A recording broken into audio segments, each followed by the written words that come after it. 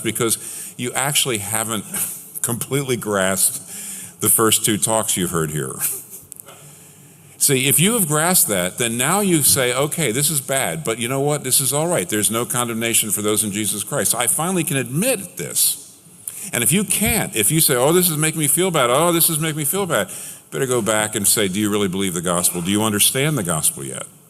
But once you do, you're free to admit, boy, I am a lot worse than I have ever been able to admit until now.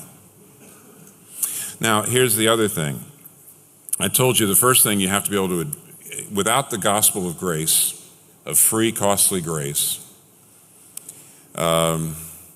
you're not going to be able to admit your magnitude of the sin that's still inside you. But secondly, unless you understand the gospel of grace, you're also not going to avoid the normal way people most often try to change, which doesn't work. And what is that way?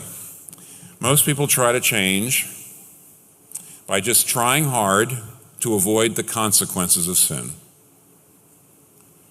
They try hard to avoid the consequences of sin. And that means you are not going to change deeply. Here's why. For example, some years ago, the first time I realized this, I was a young minister, my church in Virginia, and there was a couple that came to me over and over again. They had marriage problems.